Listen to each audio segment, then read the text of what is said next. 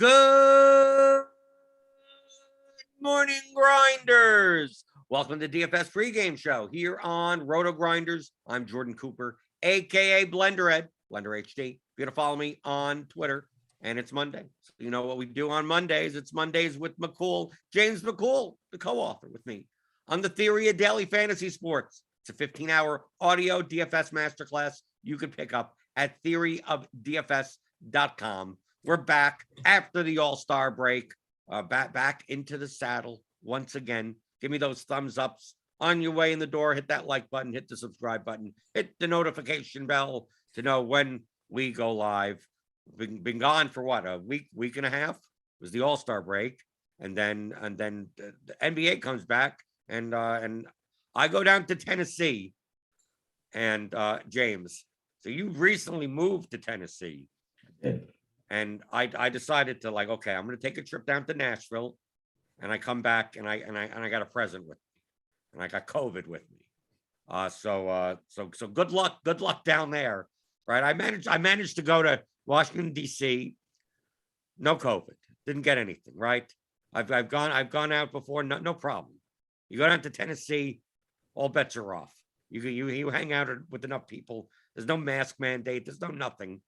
So I'm recovering.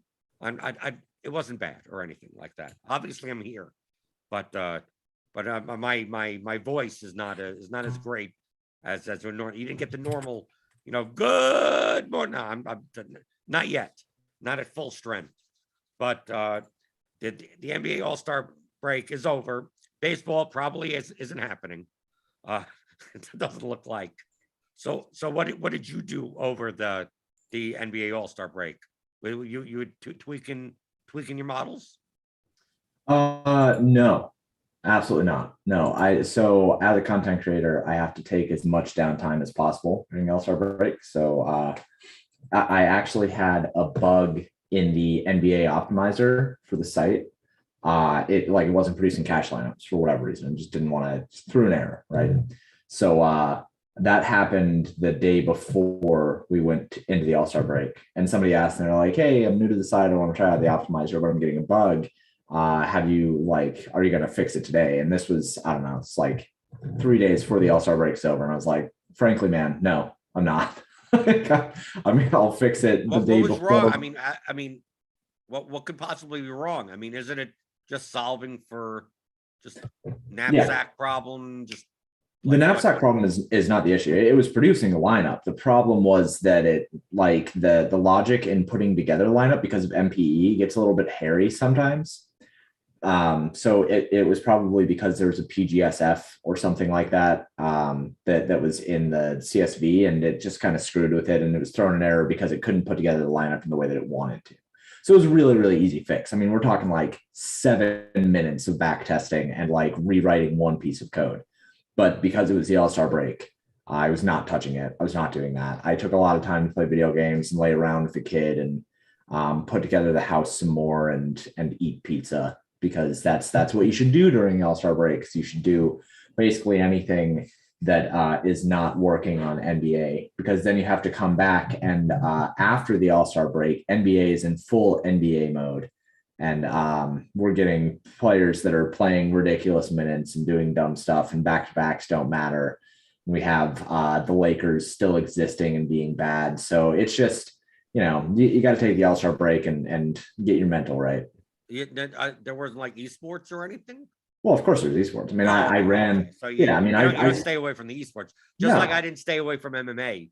Right. On Saturday, right? I mean, you still have to take care of like the other stuff, but you don't touch NBA during the NBA All-Star break. You never touch NBA because like it's such a grind through the entire year that if you are gifted time away from your models, you just got to take it and run with it.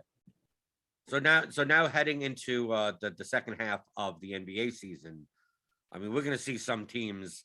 I think the kind of the discrepancy between the types of teams is going to get wider and wider.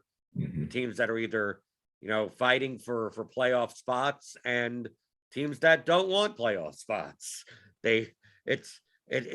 obviously coming from following soccer, like in Europe with promotion and relegation, uh, it's weird. It's always weird in the NBA where a team that is like 4 games outside of a playoff spot may feel like it's much better to come in last than to get the 8th seed in the playoffs from a long-term perspective.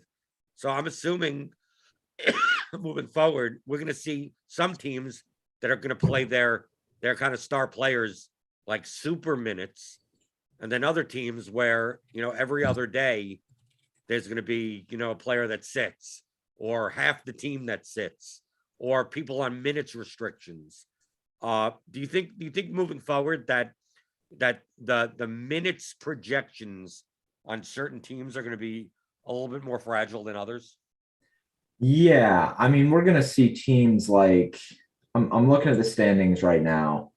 In the Eastern Conference, I think that like the Pistons, obviously 15 and 46, they're the second worst team in the league in the Eastern Conference. They have nothing to play for, right? So, their prized possession player is Cade Cunningham. I think we probably see a lot less of Cade Cunningham extended minutes. If there's blowouts, they're not going to risk him in games. The Pacers, like, they kind of did that fire sale at the end or towards the end of the season and kicked out a whole bunch of guys and grabbed Halliburton. I think we probably end up seeing less Halliburton and less of like those key players moving forward and more of like the backup guys that they just want to get a look at. And we see it in multiple different leagues, right? Like we see it in NBA, we see it in NFL for sure, where they're going to kind of like, if a team is bad, a lot of the time they'll see what they've got in like their wide receiver 3 or wide receiver 4 or whatever, and they'll put those guys out there, especially if they have a really, really good piece that they don't want injured. We're going to see a lot of that. On the other side of that spectrum, teams like the Hornets and the Hawks that are right outside of the playoff picture right now that need to push to get into the playoffs and try to secure that, for sure. We're going to see a lot more of their stars getting more minutes down the stretch and trying to secure games that are close. They're going to be less willing to just kind of throw in the towel if they have a big deficit in the third or something like that. But definitely gotta pay attention to that kind of thing. And it's even worse, I think, now than it used to be. 3-4 years ago, we wouldn't see teams tank as hard as they did. We wouldn't see teams just completely shut down players and give them no reason to play and give them no reason to do anything. Now we really do see teams just say, oh, well, this guy's just going to rest, or like injury management. They're going to rule out half the team and just play their ancillary pieces and their bench guys. So it's getting into that season. If you, and when I say that season, I mean, if you've been playing cash games at all, just stop. It's just stop playing cash games. I'll do that on FanDuel though. I'll still. It's a bloodbath, man. At the end of the season, the low stakes are. I'll still play cash on FanDuel in the low stakes. Well, because it's still, because you still have that edge in low stakes, but it's such a train wreck the end of the season, man. Like I remember so many instances of like, this player is definitely going to play. I mean, we saw it, 2 days ago with Fred VanVleet, where the coach was like, oh yeah, it's really unlikely. What's up with that? I did not play. All I know is because I follow the DFS people on Twitter, obviously. And wasn't like, I saw that Nurse said Fred VanVleet unlikely to play. Just unlikely, just like, okay, he's unlikely to play. And then the starting lineup came out and Fred VanVleet's in the starting line. It's stupid. It's stupid. Like the league's asking for integrity fees, and then coaches pulling stuff like that. It's a joke. You don't deserve integrity fees for doing that, because like, from a betting standpoint, the instant that you see that Fred VanVleet is out, you go to the sports book and you just take the overs on Gary Trent Jr.'s points props. Like you just go do that. Or you take the over on Pascal Siakam's assist props. You just go do that. And then it's like, oh, nope, never mind, Fred VanVleet's starting. And it's like, okay, well, those overs are likely dead now outside of like an unlikely outcome because he's playing. So you can't do that and ask for integrity fees. I'm looking at these standings, and I don't look at the standings often at all, because to me I don't either. they don't matter to DFS. And it's odd for me to see the Cavaliers having a better record than the Celtics.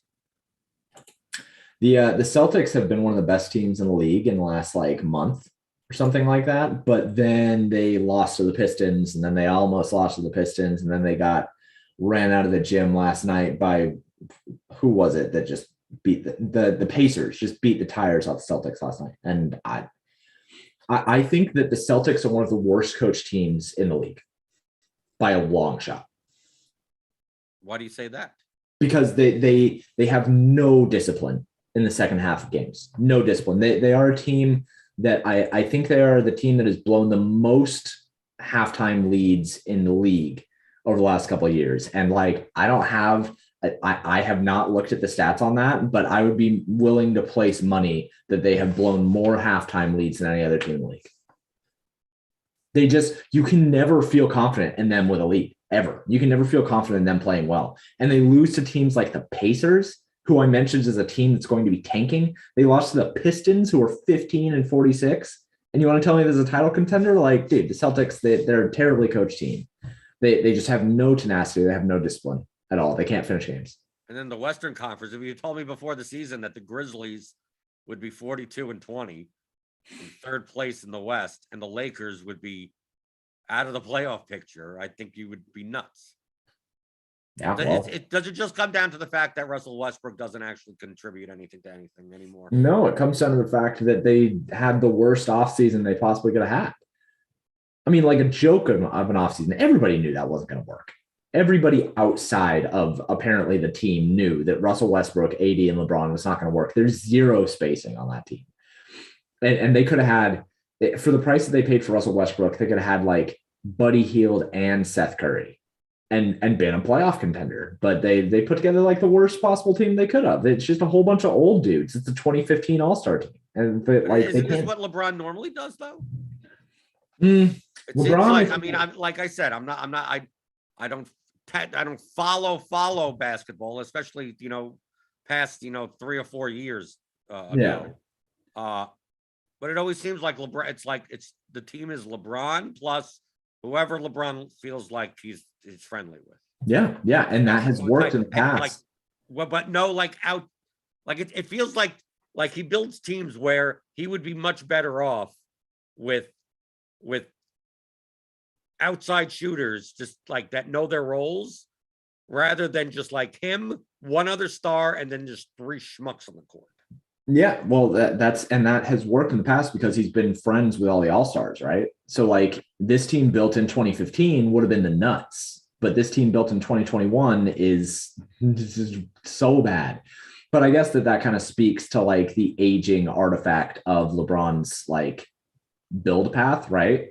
Where he has been like, oh yeah, look, we're all friends. I'm gonna get Carmelo Anthony and Rajon Rondo and AD, and we're gonna run it like we did in 2015. And like that might have worked in 2017 and 2018, but not in 2021. So that's it's just so bad. And you look at them and they just can't do anything right. They lost that game so bad last night to the Pelicans, who I mean, the Pelicans are 25-36, the Lakers are 27-33. I guess you can say the Pelicans are a worse team, but I don't think they actually are. But then we also have the Nets, and like the Nets this year, like they got rid of Harden, right? That Durant should be coming back at some point. Kyrie may play some game. I mean, like all 3 of them like barely ever played together the entire season. They were supposed to be like the all-star team, and now Ben Simmons, who knows when he's going to play. Yeah, that situation's weird. But with all of them back, I would have to think that Ben Simmons fits better with Durant and Irving than Harden did. Yep. And how do you see Harden and Embiid playing together? Well, one, the Nets are a better team with everybody healthy than the Sixers are, for sure. Because Ben Simmons is super underrated, since people want to look at him as people want to look at him as some offensive force, but that's not really what he is. What he is he's a bigger, better Draymond. like at his peak. That's what he wants to be. He just wants to be a really, really good defender who can defend every single position and be a really good ball handler and ball distributor. He doesn't actually want to score points. The ideal stat line averages for Ben Simmons are something like 14, 9, and 15 or something like that. Right. Like To me, I like a Draymond Green type of stat line where yeah. a lot of times he'll have 8 points, 11 assists, and 12 rebounds, like the kind of And close to 4 a steals. man's triple double. Yeah, that's ideally what he needs to be. So they were using him wrong in Philly for sure. I think that he fits, I agree, significantly better with Durant and Irving and Seth Curry and like that those guys. The Nets are a better team. The Nets should be championship favorites if everyone's healthy. That's the problem is we don't know now what's happening with Ben Simmons. The assumption was that he was going to play when he got there, and now he has a back issue. So the Sixers with Harden in Philadelphia now, like I've always viewed Harden. Like this is like I said, coming from me, I'm not a basketball expert, but it seemed like Harden works much better with very one-dimensional centers, like the pick and roll type of stuff that Harden would do. Doesn't that take that isn't truthfully that isn't? I mean, no, why would you use Embiid in that role? Like Joel Embiid isn't Clint Capella. right? Like Joel Embiid is more closer to Nikola Jokic than he is to to Andre Drummond. Don't you think that Harden on the Sixers actually, from a DFS perspective, even just like lowers the production that Embiid could have, because Harden's going to keep the ball, the shot clock's going to get down, and what is Embiid going to do other than clear out? Or I mean, like it feels like Harden and Embiid don't go together. I think that like when they're sharing the floor, I think that there's definitely going to be those issues, but I think they probably stagger them a lot. Like if they're smart, and I'm not saying that Doc Rivers is smart, I think he's a moron, but like if they're smart, they'll stagger Embiid and Harden quite a bit and keep Maxey kind of like as the glue between them, because Maxey's good. Like Maxey is able to create for himself and he can make his own shot and he can distribute. So I think that Maxey is kind of like the important piece between those two. But Harden and Embiid, they can coexist in spurts. And I think where the team gets better is that now when Embiid is not on the floor, Harden can be on the floor and be that leader and be that superstar, because they never really had, like Tobias Harris is good, but he's a secondary piece. Tobias Harris would be the perfect addition to the Lakers, by the way. Just switch Russell Westbrook and Tobias Harris, and the Lakers are a significantly better team. But I think it works just because it helps alleviate some of the pressure of the bench to produce without Embiid on the floor. I think it just makes them a more well-rounded team. From DFS perspective, Embiid's ceiling is certainly lower now, and Harden's ceiling is probably about the same. But yeah, it's going to remove the burden from Embiid a lot.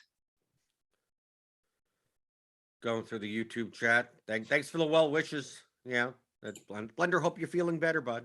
I'm still, the downside, or up, maybe the upside to a lot of people is that it's still recovering from COVID. I can't talk for like 7 minutes straight. I have to work back to that level. So that could be a plus to some people, right? It's like, oh, wow, actually letting other people talk more. Wow. But we got a slate tonight. Fred VanVleet is questionable. We got some new players on some new teams. We have, like, when it comes to these, maybe not at this point of the season, but are you factoring in, like, when I take a look at a game like the Pacers and the Magic, for instance, like, if these teams are tanking, aren't those the games that we should be more cognizant of minutes fluctuations? Like for instance, like I'm thinking in terms of, we take a look at the standings now, right? We take a look at the Eastern Conference. If it's the Heat versus the Magic, like, to me, like the Magic don't have to worry as much about like Like most likely they're going to lose to the Heat, no matter what lineup they put out there. But when it's like Pacers Magic, aren't those when you have bad team versus bad team? Technically, both teams want to lose. So aren't those the games, bad versus bad? It's so screwed up, our sports leagues in the United States. The way that you have to put it, that if two bad teams are facing each other, you almost expect the better players to not play more because they want to lose, and that they want to lose against the other. They want the other bad team to win. Like whether if the Heat and the Magic are playing, it's like if the Heat lose, that doesn't affect the bottom place team because the Heat aren't going to get the number 1 pick. They ain't going to come in last place. But if the Magic play the Pistons, Pacers, the Knicks, even we look at the Western Conference, the Rockets, the Thunder, like the Thunder. I mean, SGA is back, but how much is he going to play? Like maybe he'll play certain games. So are you more concerned? Like I'm not someone that goes and cares that much about the standings, but from a minutes fluctuation, shouldn't you be more concerned about the fragility of projections when it's even if no one's out, that with two bad teams playing, that they're more likely to let their second unit run and be like, we're going to give, run 12-man rotation, give their, if the Pacers are up by 8, like Halliburton just doesn't check in for his second shift until like 2 minutes left to go in the first half, because it's like, well, they would prefer to lose. So give them the best chance of losing by not playing their best players the most and still not looking like tanking. And the other thing, which I think is more prevalent, is that it's less likely to happen with the home team.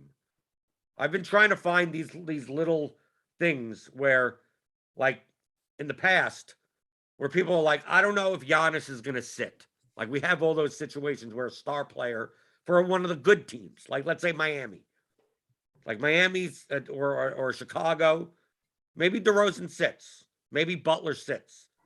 It's much more likely to happen as a road game than a home game, only because at home you have people that have paid tickets to see these people, right? Like so the road team doesn't feel as it's like ethical. Like if you buy a ticket to the Bulls, the Bucks Pacers game in Indiana, like so if Giannis doesn't play, Giannis doesn't play. But if you're in Milwaukee, like you kind of don't want to piss off your own home fans. That is like, I didn't pay to see a home game with, Mamashvili or whatever his name is, or whoever the backups are. So in those situations, a lot of times it's much easier to predict those types of who's going to sit, who's going to play. Someone's supposedly on a minutes limit, but maybe not. That I haven't tested that out, but doesn't it make intuitive sense that the home team is more likely to run out their starters no matter what and kind of semi try to win the game, well, at full strength, only because, well, they got 12,000 people there that paid a ticket that don't want to see their team lose by 40. Yeah, I mean, answering both things, like, yeah, home teams are much more, they have much more incentive to actually put out their starters and put out a good product because they want to continue to sell tickets. They want their season ticket holders to be happy. They want their fans to be happy, stuff like that, especially teams that have a good fan presence, something like the Clippers or something like, I don't know, Miami or something like that like they want their fans to be happy because they're still playing at home. They want to be able to do that stuff. Road teams, I think that you could probably say have less incentive, but I also wouldn't use that as a way of like making any determinations between players on 1v1s, maybe like a small lean, but nothing that would be significant. I would say that there is probably some sort of significant interest in focusing away from bad teams for DFS in like these last like 15 games or whatever of the season. Like the Pacers versus the Magic tonight, neither one of these teams have anything to play for at all. Like the Magic, I would be absolutely just like blown away if the Magic win this game, because the Magic right now in the Eastern Conference, they are the worst team. Like they would have the top pick in the East, but they're 14-47. The Pistons are 15-46. And like the Pistons do not want to be winning a whole lot of games here. The Magic do not want to be winning a whole lot of games here. So that's going to be a tank off, right?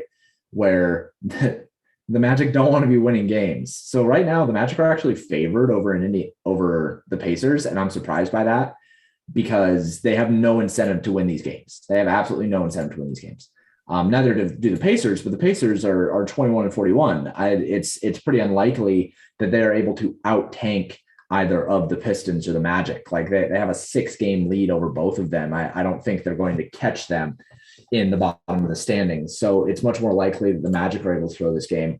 And overall, I think bad teams, that where I would really, really be wary of it is if it's a bad team facing a good team, right? Like if the Magic ever face, if it's in conference and the Magic are facing like the Bucks or the Celtics or something, that like if that game even has a sniff of a blowout, the Magic are not going to put out their starters in the second half or like for the last like 10 minutes, the last 15 minutes of the game, because they don't care. It doesn't matter. And then the winning team is not going to put out their starters because they have to try to win the war of attrition going into the playoffs. So those are times when I do really worry about it this late in the season.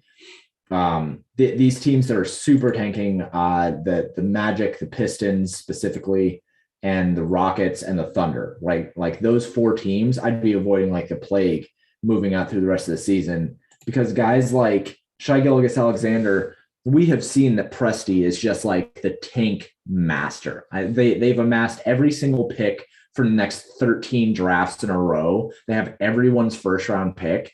And Shai Gilgeous-Alexander continues to like miss time with some phantom foot injury. Like he is the master tanker. If he doesn't want to win a game, they're not going to. And the best way to not win a game is to not play Shai Gilgeous-Alexander. And when you look at ownership right now, SGA is projected to be the second highest owned player on the slate. Obviously, it's 11:30 a.m. Eastern. So like that might not stick. But if SGA is going to be chalk tonight, that's a perfect spot to like fade, because I don't want to play SGA in a meaningless game against Sacramento where OKC does not want to be winning games. The easiest way for them to lose is to not play SGA full minutes. So caring about those kinds of things with teams that are really, really in the tankathon on the bottoms of the standings, I think that really does matter. And I think that you do have to pay attention to that. Well, to me, it's a fragility standpoint. It's not a, like if SGA goes out and plays 38 minutes tonight, I mean, he's probably gonna score well. I mean, sure. Whatever. Yeah. I'm just like, we currently have SGA tonight for 34 minutes. But that's like a median number. But I wouldn't be shocked if he played 38, and I wouldn't be shocked if he just played 30. Right? I wouldn't be shocked if he played 25. I wouldn't even be shocked for right. Like at this point, I wouldn't be shocked for any. I mean, literally any. I mean, the main reason is like Giddey's out and Dort's out, but they could play Theo Maledon, Aaron Wiggins, Trey Mann. Yeah. I mean, a lot of times what happens in these scenarios is that the minutes just get spread out. Like we take a look at that Orlando team, and it's like, do you really think they're going to push Wendell Carter Jr. past 32 minutes? Cole Anthony past 30 minutes? There's no need to. Like, yeah, I would love to play Cole Anthony if he was playing 38 minutes, but he most likely, early in their season, he did. But now they're kind of just spreading everyone around. So to me, that's the fear. That where the median projection is correct. Just that the range of outcomes is going to be much wider. But on a team like Toronto, like Chicago, the guys, the Heat, like I have no problem playing like those the 70s. Anyone towards the top half of the standings. Like, dude, like Pascal Siakam is going to play 40 minutes. Yeah, every game. I mean, Right. Like there's no question about that. The problems come into the guys like Malcolm Brogdon. Right? Do they need to play him? Right? Because he's gonna project very well at 5,800. And it's like, yeah, his median minutes is 30. But if he only played 24 today, I'm not surprised. Mhm. And if he played 36, I'm not surprised either. So in these Yeah. in these types of situations, I'm much more likely, like you said, the more fragile the projections are, the more likely I'm going to go away from where people seem to be more confident. Because I think the confidence level should be going down further. Yeah, I agree with that. And I'll also add in old guys. Be wary of old guys, especially this year. Like we have so many old guys on these like single season and 10-day contracts and like temporary contracts and stuff like that. Like just looking at the RG projection stage, James Johnson projects as a good value. Like James Johnson's old, man. And Brooklyn is not really a very good team. They're up against Toronto, and like that looks like it might be a blowout spot. And I understand that these are two teams that are like going for playoff spots, and they need to worry about these things. Like the Nets are not a shoe-in. The Raptors are not a shoe-in. They're both 32. They both have 32 wins. They're both sitting at 7th and 8th in the conference. And like they got the Hornets and the Hawks breathing down their neck here. But somebody like James Johnson, like he's old, and if he doesn't have a stamina, or if Toronto is blowing him out. Yeah, he has a neck tattoo. He's so rough. Gives him super. Yeah, people in the hardcore scene will tell you that. It's just be wary of like old guys. James Johnson maybe wasn't the best example, but just be wary of old guys. Like LaMarcus Aldridge. Yeah. Like well, I mean, we're basically naming Nets players. just be wary. Right. Right. We're naming Patty Mills, Bruce Brown, LaMarcus Aldridge, Blake Griffin. Be wary of the Nets and the Lakers, who are just filled with old dudes. Right. No, don't play Avery Bradley. No. God, the Lakers are so old. Do they have a single young person? THT, right? Right. Who do they have on their roster? I mean, their roster, Lakers roster. Right? Because let's see. Oh, you're right. Malik Monk and Talon Horton Tucker. Are you kidding? Is this really their roster? Okay, hold on. They got Malik Monk, right? Yep. Okay, so let's go like age-wise. Can we sort by age? We can sort by age. Okay, we got LeBron at 37. We got Carmelo at 37. Dwight Howard, 36. Ariza, 36. Ellington, 34. Westbrook, 33. DeAndre Jordan's only 33. Seems like he should be 40. Yeah. Kent Bazemore's 32. Avery Bradley's 31. Then we got Davis at 28. Then he got Kendrick Nunn at 26.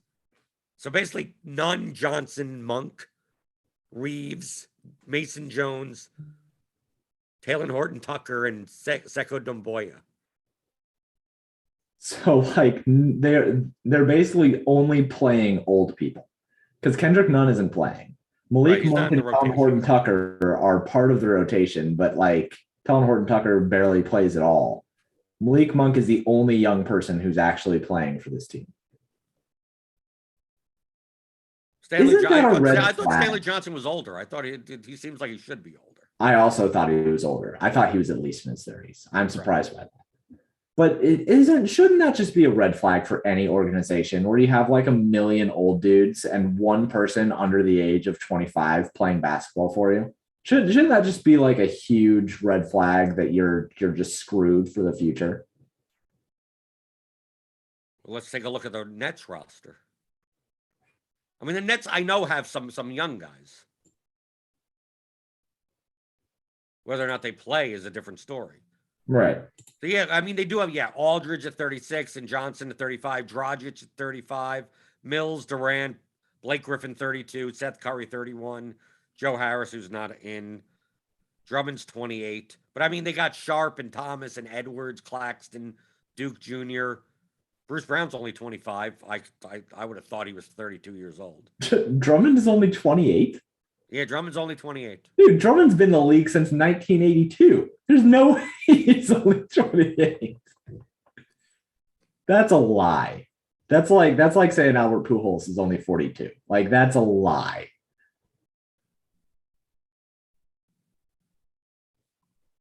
You would think LaMarcus you look at LaMarcus Aldridge and Andre Drummond and go, they can't be that far apart in age. No. 8 years apart.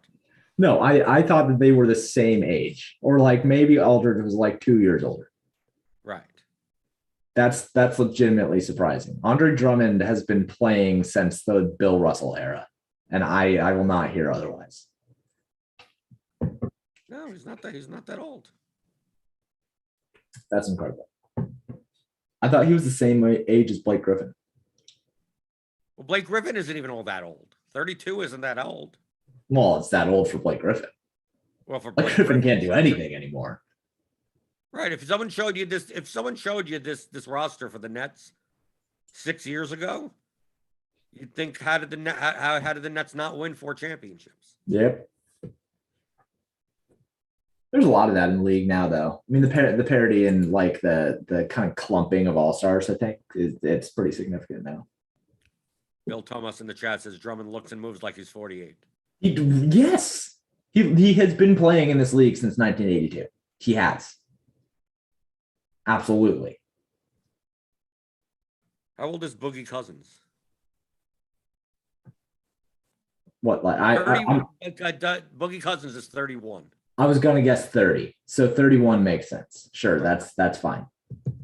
Right. But it does not feel like DeMarcus Cousins is 3 years older than Andre Drummond. Right. I would think Drummond is 3 years older than DeMarcus Cousins. Yeah, that does not feel right. I don't believe that. Somebody's lying about Andre Drummond's age. Hold on. I'm going to go to Twitter. I'm going to put a poll and say, who's the youngest player of this group? Nobody in without looking up. Yeah, without looking. Nobody in this chat is allowed to go vote. So what are you putting up? I'm assuming you're going to put up Boogie, Blake, and Drummond. Right? So is that a good 3? We're going to put DeMarcus Cousins. I'm going to put Andre Drummond. Blake Griffin.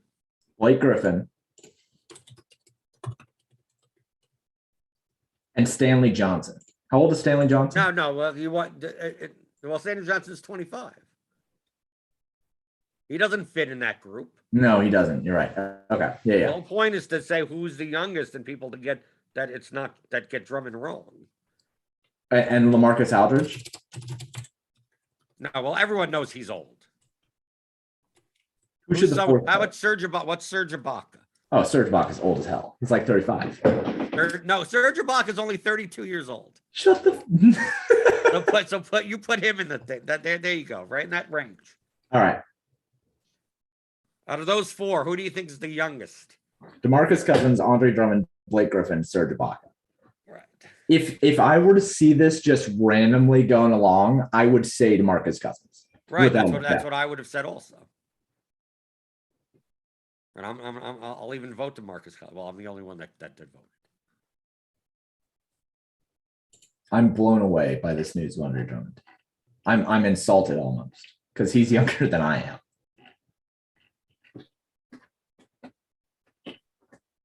They're all younger than us. Well, they're younger than me. Yeah, they're younger than you. I'm still young. I'm still a spring chicken over here. Right. Alan Burns in the chat says, say AD. No, but we know Anthony Davis is not that old. I mean, he's 31, but I'm saying Anthony Davis doesn't come across as, oh my God, when is this guy going to retire type of. Right. Yeah. No, like if you're a basketball fan and you see Anthony Davis's name, like you think that he's still in his prime. Right. But if you see Andre Drummond's name, you think he's got a year or 2 left and then he's out of the league because he can't play anymore. Because he's been playing since like before the Lakers era. Hassan Whiteside's 32 years old. I would have thought Hassan Whiteside is he's younger than Andre Drummond. I would too. I think that Hassan Whiteside is a younger player than Andre Drummond. If you would have asked me before I even looked this up how old Whiteside was, I would have said 27 years old. I'd have said 28 or 29. Right. Absolutely. No, he's 32. Boy, what a waste of a career. Right. Right. He is incredible when he cares. I've always said that Hassan Whiteside, if he was in a position to care every single game, he would have been an absolutely dominant player in the league. Right. Because there were games where, like, if it was ever a revenge game for Hassan Whiteside, you played it. Because the dude cared. And, like, he was going to go out there and put in his all. But he just never cares. He's just never been in a position to care an entire season. To me, the most impressive thing, Jokic, 27 years old. Yeah, he's got 5 more years of being ridiculous. At least, right? Like, I had controversial thoughts a couple of weeks ago, and it's not controversial. What was the controversial thought? The controversial thought is currently, at the very current moment, Jokic is the greatest center in NBA history. Oh yeah, no, absolutely, yeah. Not even. I don't. It's not. And it's not. And it's literally not even close. Yeah.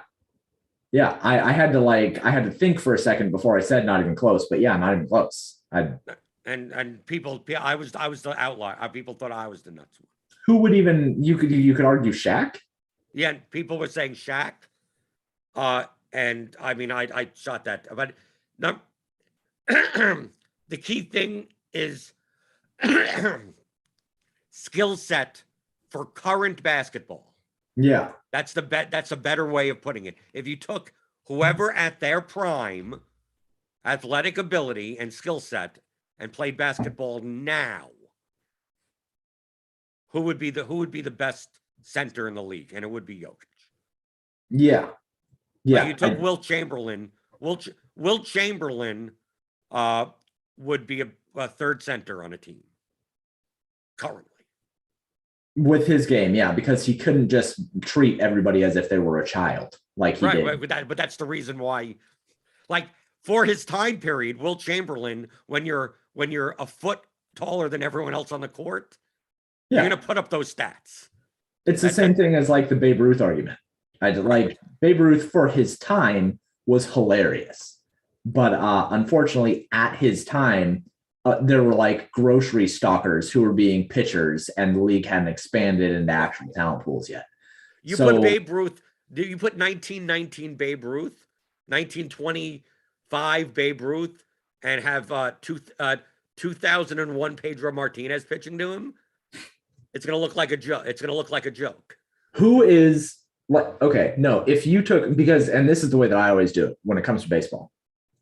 So if you want to say, oh yeah, Babe Ruth's the greatest, look at all these things, look at all these numbers. If you took the worst pitcher in the league, the worst starting pitcher, like currently, in the entire league currently, right, and put them in the league in 1920, they would never give up a home run. No, they probably have 500 strikeouts. Yeah. They might give up a couple hits. They might give up a couple runs. Their ERA is going to be like 0.2. Right. And we're talking like, who's the worst pitcher that I can think of off the top of my head? If you Jake Arrieta. Yeah, if you put Jake Arrieta, here's one. If you put James Shields from the last year of his career into the league in 1920, he would be the most insane athlete that has ever lived. Right. Ever. His numbers would be gaudy. So that's how I always think of it with baseball. And you can do the same thing with basketball. Like if you took Nikola Jokic now and put him in Wilt Chamberlain's shoes, basketball wouldn't still be a sport because they would have stopped playing. Right. They just would have stopped playing. They would have just said, this isn't fun. Nobody's doing anything except for this giant Serbian dude who can literally do whatever he wants. Right. Just stop playing the game. Right. Justin Sports in the chat is making the point that I was trying to make in Discord. Like he says, in the 90s, early 2000s, all the skill set Shaq needed was backing down every single person to 32 and 14 per night, and it worked. And that's the point that I kept on making with people, is that the transitional game now and the how teams switch off defensively, like Shaq would be a liability. Like Shaq would still be a great center, but Shaq would be Hassan Whiteside. I think he'd be Clint Capella. Right. Well, that's what you understand that type of that type of center. But it's how towards in his prime, like, is Shaq going to be running and gunning up and down the? I mean, Shaq, all those centers, and hey, that's when I watch basketball. Hakeem Olajuwon, Patrick Ewing, Kareem, Brad Daugherty, those types of centers, Rick Smiths. Like they generated their value primarily because it was a half-court offense. It was slow, methodical, and physical. Now it's like, yeah, good luck on a fast break every other play, and have Shaq, who you number one, who you defending, and number two, how are you getting down the court for how are you backing down anyone? There's all this open space. So the types of centers that work now, like I would say the same thing with Joel Embiid. I think if you put Embiid in 1988, he destroys everyone. No, absolutely. I think if you took Andre Drummond and put him in 1988, he's huge, and he's only like 14 years old apparently. Like, no, but Andre Drummond's game, he doesn't take shots outside. He's not the best passer. He's still but I think he would have been very, very good. That's what I'm saying. Offense. Andre Drummond would have been an all-star. Yeah, he would have been great. Right. Especially because he's the youngest player to ever play the game. Right. By the way, in that poll, so far, DeMarcus Cousins is leading. Right. 41% of votes. DeMarcus. I haven't. No. In front, DeMarcus has 38.2%. Drummond 36, Blake Griffin 10, Ibaka 14. Oh, now it's moving. Yeah, you got 76 votes. So Cousins is still at on top with 40. Because he's definitely the youngest player of that group. I don't even disagree with the results so far. I'm surprised at the people at 13% Ibaka.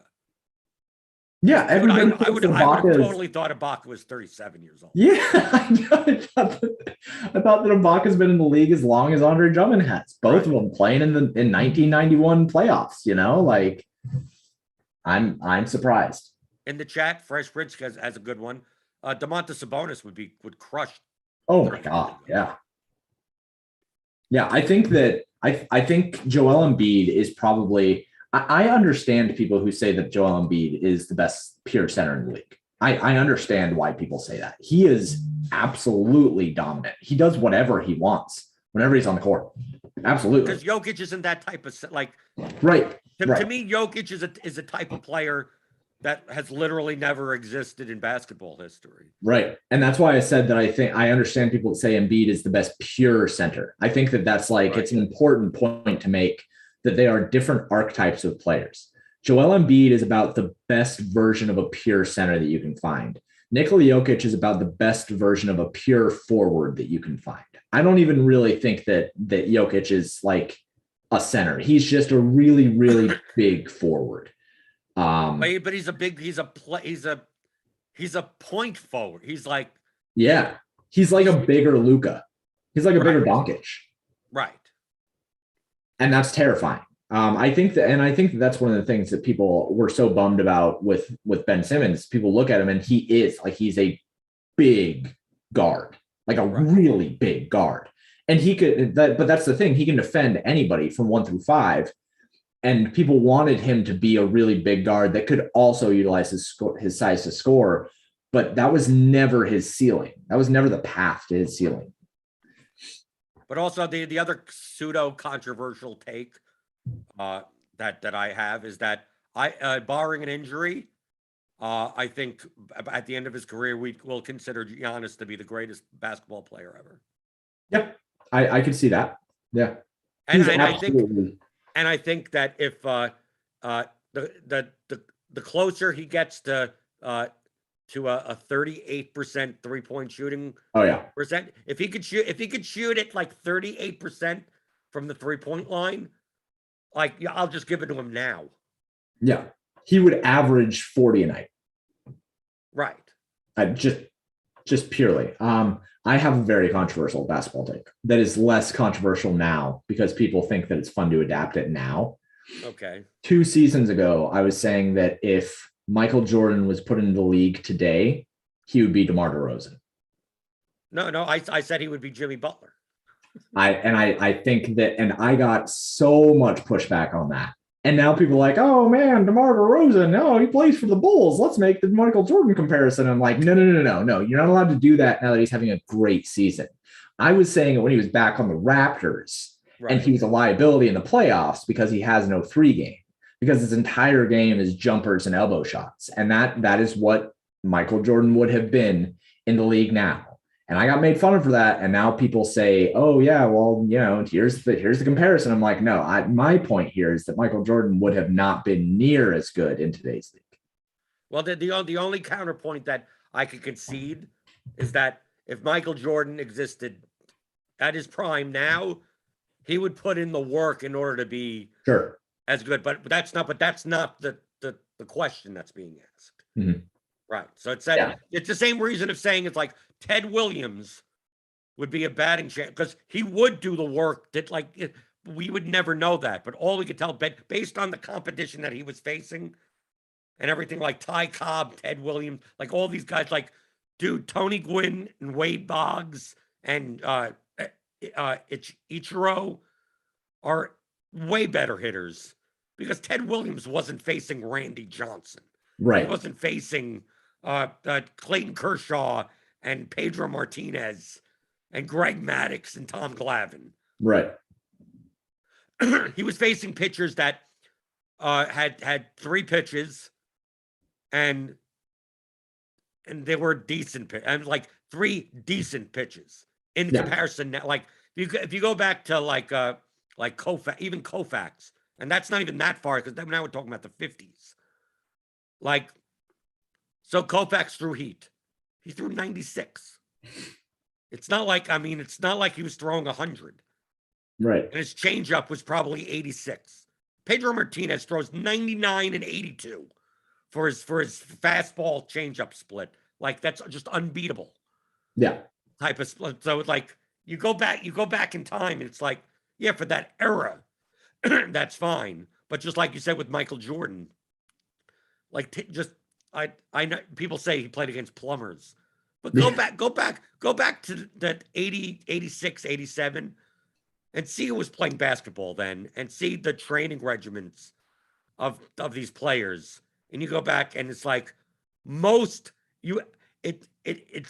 was only 30 years ago, but I would say that 90% of the players in the NBA wouldn't even make a team now.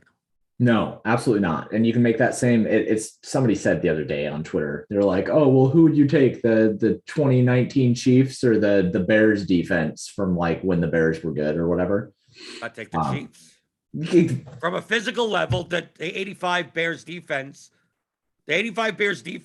compared to now, they'd look at the offensive line and go, "Oh, how did these guys get so big?" There was one player on the Bears over 300 pounds. One player. Right. On the 85 Bears. There are 11 on the Chiefs in 2020. Like the physical difference, and I understand that now we're talking about a very physical sport where that matters a lot more, but the physical difference between athletes now and athletes in 85, like if you took Derrick Henry and put him on a team in 1985, he would destroy the league. Right. The league, he would run for 3,500 yards. It would look like a high school game. It would just be silly. I hope one day that they invent teleportation and they invent time travel and they can do something like this, because I cannot imagine the havoc that would be wrecked on the 85 Bears by Derrick Henry. Right. We could say, but this happens in every sport. I mean, it does. Yeah, it's why the era conversations. The era conversations are so hard to have. It's so hard to say, like the LeBron versus Michael Jordan thing. It's so hard to have that in earnest. And you can't, you have to try to look at era adjusted stats, and it's so hard to do, because if you took Michael Jordan and put him in the league now, he would not be near as good as LeBron in the league then. And that is going to be always. Every era gets better, which is cool. That's the cool thing about sports, but it just makes the conversation so hard. Right. I mean, look at tennis. Yeah. You compare Roger Federer Jimmy Connors. And it's like Federer would win six love, six love, six love. No problem. Yeah, absolutely. Like, dude, the dude has 138-mile-an-hour serves. Like, that didn't exist in the 70s. They were playing with wooden rackets. Okay. or like Serena went with the women's tennis. It's like, well, Serena Williams versus Martina Navratilova. It's like Serena Williams would destroy her. Yeah, it wouldn't even be like it's not even close. Well, how about Steffi Graf? Destroy her too. Yeah. Like, dude, Serena has a no women served at more than 100 and like maybe 104 or something back then, and she's serving 125. Like, there's no this. Serena those Williams comparisons would just don't make it, annihilate. like I don't know why there's an argument. That's the reason why I say controversial, because I don't think there's an argument. No. It's like it's just biology. Yeah, Serena Williams, if put into a men's league 30 years ago, would be undefeated. Undefeated. So there wouldn't be anybody who could touch her. Right. Oh, okay. So that was a fun show, right? Yeah, we got a little nostalgic. Yeah. It's good. So currently you have 105 votes. DeMarcus Cousins still is in the lead. Who's the 10% of people that think Blake Griffin is the youngest? I still think more people put in Ibaka, which I would have easily said that Ibaka. If you would have asked me before that, I would have said he's 37 years old. Well, if you would have asked us beforehand, we would have said Andre Drummond's 34. So no, I thought Andre. I would have believed 32. If you would have told me he's 32, I'd be like, okay. Yeah, sure. I said 32. But I mean, I saw that for Whiteside when Whiteside was 32. I'm like, I thought he was only like 28. Yeah. Switch them. I am seeing now with 114, Andre Drummond is taking the lead to 39. People are looking it up. People are cheating. People are cheating. People are cheating. People go to paydirtdfs.com to get your age model. It's all adjusted for age, right? Yeah, it is all adjusted for age. Yep. Paydirtdfs.com. Please note that paydirt.ghost.io is no longer active. So if you have been going to that site, please go over to paydirtdfs.com. Had some concerns about that I rugged the community by removing the site. I did not rug the community. Paydirtdfs.com. You can find me at paydirt_DFS on Twitter. And hopefully you can find the MLB models as soon as baseball gets started up. I will have USFL. There's something like if they don't come up with an agreement today, that the regular season is in jeopardy. 162 games. Yeah. Yeah. So hopefully they come up with something today. I don't know. I kind of hope that they don't, because I don't want the players to get screwed. And the only way that they can come to an agreement today is if the players get screwed. So I hope the players are like, okay, well, it's not going to be a full season, but we're not going to do expanded playoffs either. So take a pick. That's the only leverage they have. And if you want to learn about leverage and correlation and projections, you could always get the Theory of Daily Fantasy Sports. It's a 15-hour audio DFS masterclass. Me and James teach you how to think like a professional DFS player. So go to theoryofdfs.com, pick that up. Follow James, paydirt_DFS. Follow me on Twitter at BlenderHD. We got Grinders live later today to go over tonight's 7-game slate. So tune in later, crunch time for premium members. Hit the thumbs up button on your way out the door. Hit the notification bell to know when we go live. And I will see you tomorrow answering your DFS strategy questions, as always, on the DFS pregame show on RotoGrinders.com.